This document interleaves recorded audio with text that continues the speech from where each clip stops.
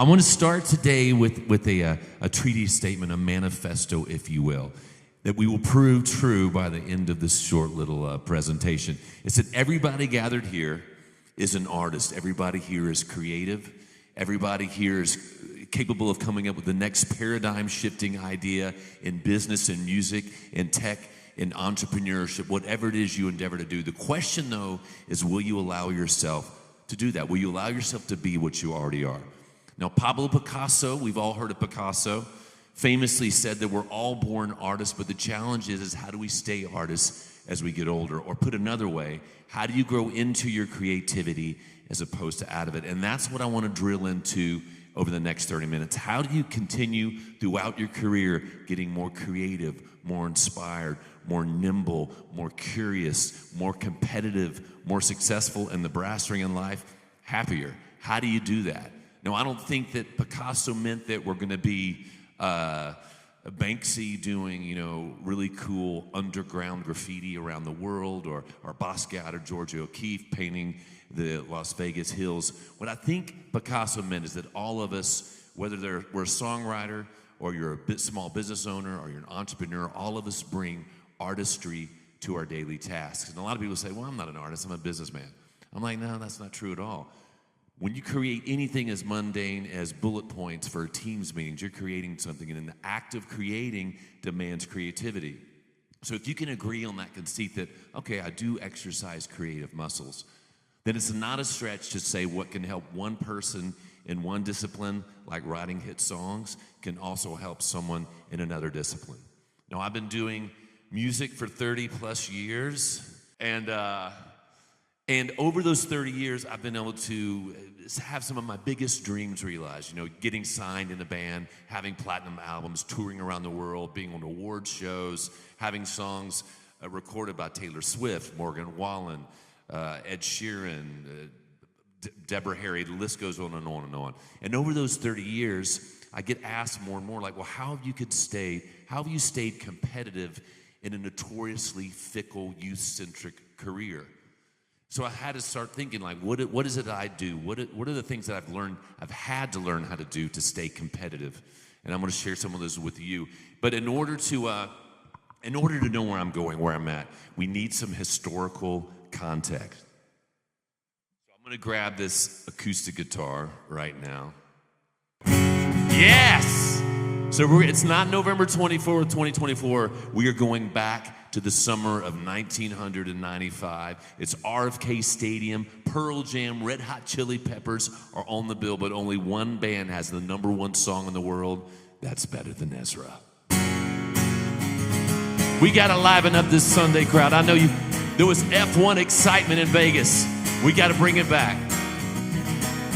Looking around the house, hidden behind the window and the door, searching the signs of life, but there's nobody home.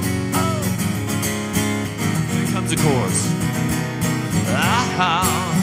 It was good living with you. It was good. It was good living with you. It was good. Thank you, Vegas. That was an amazing time. That album that we put out for $8,000 that cost for the artwork and everything went and sold over 5 million copies. We toured the world. We got Billboard Awards. We were on Saturday Night Live. But 8 short years later, after 3 albums that sold less and less, in the fall of 2003, I got a call that most artists get, unless you're Ed Sheeran or Coldplay or Taylor Swift. And it was our business manager saying, hey guys, you just got dropped. Elektra Records did not pick up your 5th option, so we'd been fired. And suddenly I was in my early 30s that seemed really old at the time. And I was like, man, I'm just in another unsigned band. And my ego was bruised, my pride was bruised, I'd been fired. And I considered giving up music and going back to law school, because that's what I was doing when I got signed. But in 2003, we got dropped, and I was gonna quit music. Then after a week or so, the dust settled. I kind of regained my composure. I was like, no, man, I'm gonna stay in music. But I knew I had to do something different. And these words that my father would tell me came into my mind. He would always tell me, Kevin, nothing changes if nothing changes. So I knew I needed to try something different. So I started studying songwriters and producers that were crushing it at the time. And back in the day, 2003, Max Martin, the guy that wrote Baby Hit Me One More Time for Britney Spears, and he just wrote the big hit for The Weeknd and Harry Styles. I started studying what those guys were doing, and other people like Pharrell and Chad Hugo, who were the Neptunes. Started seeing what they were doing. At the same time, I started reading famous business books by Jack Welch and Larry Ellison. And I started seeing all these parallels, like these people who are in super prosaic business and people in creative fields are doing the same things to stay successful. And around about this time, 2004, I was in Los Angeles, and somebody came into my life that would change the trajectory of my life and bring me to this stage today. We were at this amazing studio in Los Angeles called Conway Studio. And on that day, there's these three beautiful studios. On that day, Studio A, Justin Timberlake was making Justified. Studio 2, Better Than Ezra was there. And in Studio 3, a rock and roll legend was recording there. A man who just passed away 5 years ago. He sold 120 million records. He's in the Rock and Roll Hall of Fame. He was in the Rocky Horror Picture Show. He was in Fight Club. Of course, I speak of Meatloaf, rock and roll legend. Does anybody remember Meatloaf? So one morning I come into the studio, and this old guy comes up to me and goes, hey, Kevin, my name is Alan Kovac, famous music manager, still big today. He managed Blondie, he managed Meatloaf, he managed the Bee Gees, Motley Crue, and he said, Meat heard one of your songs, and he wants you to write with him. And my first instinct was to say no, because I wrote all the songs in Better Than Ezra, and honestly, I liked getting 100% of the royalties. But then I was like, well, you've been dropped. What do you have to lose? And those words that my dad would say to me, nothing changes if nothing changes, came into my head. So I was like, yes, I will write with Meatloaf. 2 hours later, I went into his green room. And before I went into the green room, I swear, Meatloaf was a very theatrical guy. That's where he started on Broadway and stuff. And I just knew I was going to walk in there and there was going to be old school dry ice, fog on the floor, and he'd come in on a wheeled gondola like a bad high school production of Phantom of the Opera or something. But it was just this cool dude. It was Meatloaf in like cowboy boots, blue jeans, and a t-shirt, and we just broed down. And he was into this song by a band called North Mississippi All-Stars. It's kind of like this old-time Mississippi Delta blues. He grew up in Greenville, Mississippi. And we wrote this song, this 7-minute long song that sounded like something off of Bat Out of Hell, his biggest album. And 6 months later, it never came out in the United States. It became a worldwide hit. I ended up writing for Blondie, another Alan Kovac artist, had another hit with her called Good Boys. I also wrote with Motley Crue, OK Song. I wrote with Barry Gibb from the Bee Gees. So it's not a surprise that the practices, the tricks of the trade that I use, the bedrock of what I do, the first thing is collaboration. And we've all heard of collaboration, but what is different about creative collaboration? Something I do in songwriting sessions, but also I do when I'm involved with a music festival I do and other entrepreneurial pursuits. In a creative collaboration, I surround myself with people that bring a skill set that's different than my own. In the music industry, I'm known as a top-line writer. I write the melody. You know it's not the same as... It's a thing you sing, right? So I'll bring somebody into the collaboration that's a great lyricist. Somebody who just throws down amazing words and is super fast. Because that's the thing that always slows you down in a songwriting session. I'll also bring in someone who's a great producer who's going to come up with competitive beats. I can do it, but it takes me too long and they're not really great. If I bring somebody in who does the same thing in me, that it's going to be a female country artist, younger or older than me, someone who's going to bring in something different than me. And then once I have these talented people in this work meeting, for me it's a songwriting session, I don't micromanage the session. All of us here are probably alphas. We like to control things. And my natural instinct is to try to control any group that I'm in. And when I do that, despite my best efforts, it sucks. But when I stand back and I just listen to all these talented people that I'm working with that I've put together, I'm usually blown away. And you heard me say the word listen. There's a lost art in this country and everywhere, and it's called the art of listening. Have you guys noticed that? That everybody's always talking, and if you're talking to them, they're going. You can tell they're not listening. They're thinking about what they're going to say, and the irony is not lost on me right now that I'm talking and you're listening, so thank you very much. But when I sit back, when I'm working with people, and I don't try to micromanage it and control it and wrest control, or at least try, and I listen, that's when I get hit songs. That's when I get that sticky idea that never would have happened. When I check my ego at the door and when I'm working with people in a collaboration, I listen, I don't try to micromanage, that's when I get a hit song. Another part of creative collaboration and business in general is take less, get more. And it's really just being generous in credit and ownership when you're working with people. Like if I'm in a songwriting session with 2 people or 3 people or 4 people, it's always split equally. When we're asked by our boss, hey man, this is good, I say we did this. I don't say I did this, because everybody's listening. And as you guys know, when you work with people, it's a very easily poisoned well. The people you want to know that you're the real deal, they know. If you're not the real deal, they know that too. The long play in business, in life, in music, in whatever it is you do, is working with people over and over again. That's the biggest payoff. That pays the biggest dividends. I'd rather take, and I have taken 20% of a hit song like the Taylor Swift song, and it changed my life, and it led to me working with those same people over and over again. I'd do that any day than 100% of a song I wrote myself that's languishing on a hard drive somewhere. So you've heard me talk about Meatloaf, Blondie, but the first song I wrote for an artist that was not in AARP, and I'm a member, by the way, was this kid at the time, 2006, a kid named Howie Day. He was from Bangor, Maine, and I had this idea for a song. I was so hyped up on collaboration, and I had this idea. I knew this song title was a hit song, but I could not finish it. I needed to get together with this kid and collaborate with him to have this song. It was the #1 song for him, and I'm going to play a little bit of it for you right now. If you want to sing along, if you want to do a virtual lighter on your phone, by all means, there's no rules. You know what you got? That's right, you got to risk it, y'all. Risk 360.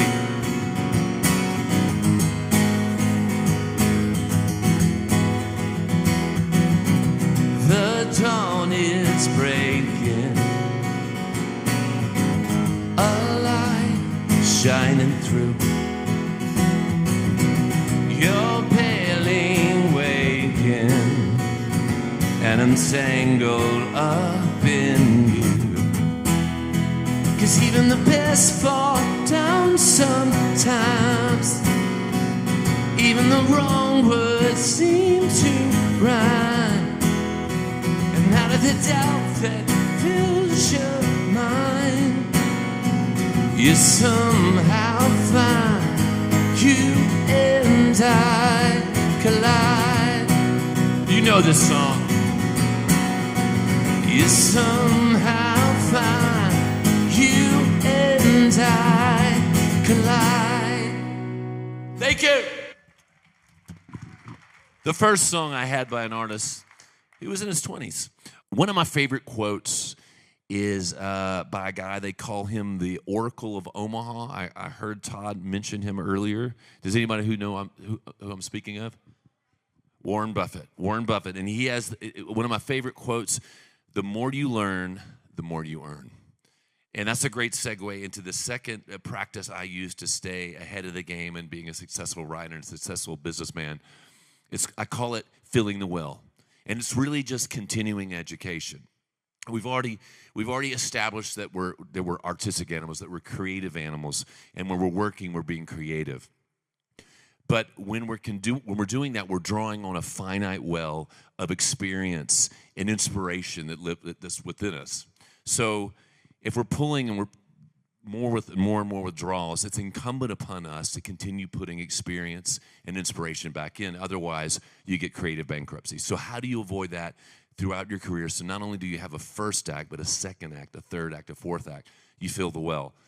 When you start off in life, when you're out of college, you're full of inspiration.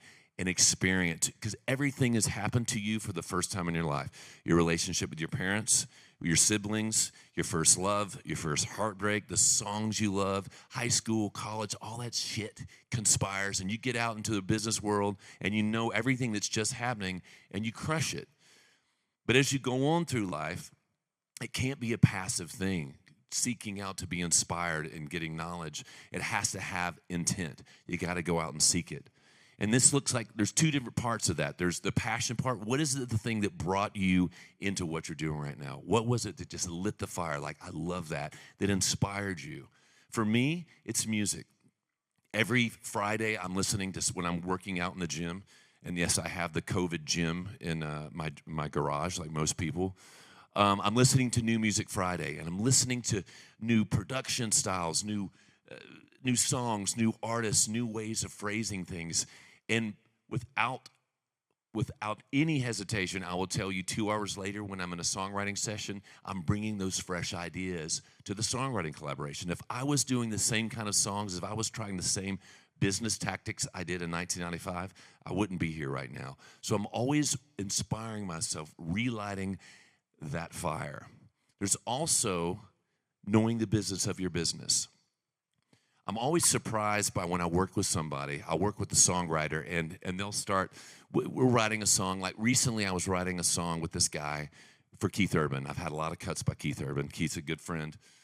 And this songwriter was lamenting the fact he doesn't get any cuts. And I was like, okay, well, tell me somebody who's in the top 10 at country right now. And he's like, I don't know, man, it all sucks. I'm like, okay, well, tell me who the A&R guy at the record label is. And he goes, I don't know. I go, well, who's the president of the label? He goes, I don't know, man, it's all bullshit. And I'm like, brother, how are you going to compete if you don't know what you're competing against? There's no excuse in whatever business you're in to not know what's happening in your business. Trade journals, podcasts, books, radios, convention. There's a wealth of information to let you know who are the gatekeepers. In Nashville, there are 1,000 hit songs written a day. Only a few of those songs will ever get cut. Even smaller percentage will ever become a hit. It's the same in entrepreneurship. Everybody has a great idea.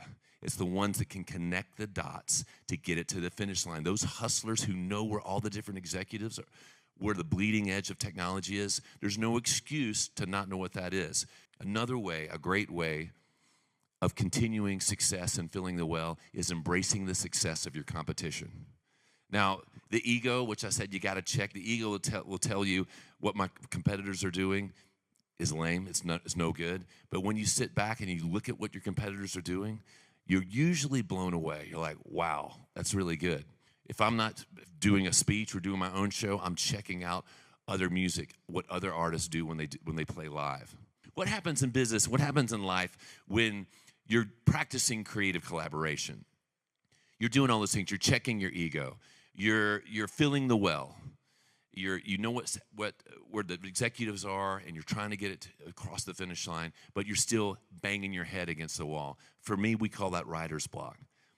That's when you need to do something we call in the music business changing your attitude. And when I say changing your attitude, I don't mean how a coach would say, son, you got to change your attitude. That's what my coach would tell me. Or a parent, or you tell your kids you need to change your attitude. I mean attitude how it's used in aviation. But demystifying, another great thing to do in music and business is use technology. They were talking earlier about ChatGPT. Songwriters use it all the time. But all the time, we'll write a verse and a chorus, and we put it in the ChatGPT, and we're like, write a second verse. And the first time you get it back, it sounds like bad 8th grade poetry. But then you refine it. You refine it just a little bit more. And then you get some kind of nugget of wisdom. The last thing I want to share with you is another way technology can help you change. A great piece of technology that you hear all the time and you don't know it is something called auto-tune. You guys heard of auto-tune? So it's a piece of technology. It's a great way to change your attitude to reapproach a song. So here's what it is. It's like an app you have on your phone. In the music business, we call it a plug-in.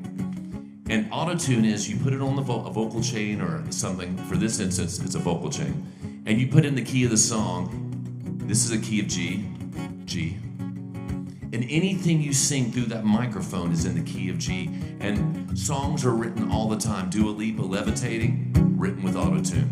The first song that was written using auto-tune, the #1 song, was Do You Believe in Love After Love? A little Cher, that's right. T-Pain built a career on auto-tune. So 3 years ago, I'm in the studio and I'm writing with this guy, a huge hit songwriter named Shy Carter. He started his job writing hits for Nelly. He wrote the Country Grammar album.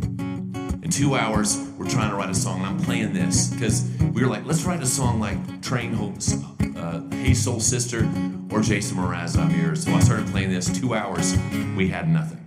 So we took a break. We went, we got a coffee. This is in Los Angeles. We come back, and Shane goes, he goes, yo man, I'm gonna go get some herbal inspiration. So I knew what that meant, being in the music industry, what herbal inspiration meant. And I also knew that when someone goes outside for herbal inspiration and they come back inside, brother, you better be ready to capture it, because it is a very narrow window of brilliance. After about 10 minutes, it's terrible. So I was ready.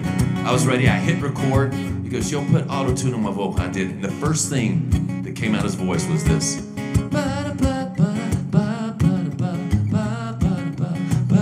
I was like, oh my God. I knew instantly. I got the hairs on the back of my neck came up. I was like, we got a hit song. 30 minutes later, we had finished the song. I sent it to Jennifer Nettles from Sugarland. It became their biggest song to date and the 11th most downloaded song ever. Absolutely no one knows me better. No one can make me feel so good. That's right, it's Sugarland. How did we stay so long together when everybody said we never would? Just when I start to think they're right, the love is time. There you go, making my heart beat again, heartbeat again, heartbeat again. There you go, making me feel like a kid. Won't you do it one time? Dance. Todd, you gonna dance some? Felt alright all my head, and I know I'm never letting this go. I'm stuck on you, stuck like glue. You and me, baby, we're stuck like glue. Stuck like glue. You and me, baby, we're stuck like glue. Come, baby, come, but don't risk on 360 at the Rio Gum. I'm the tall lad and I'm Kevin Griffin. Fireside chat's gonna happen with you now. Stuck like glue. You and me, baby, we're stuck like glue.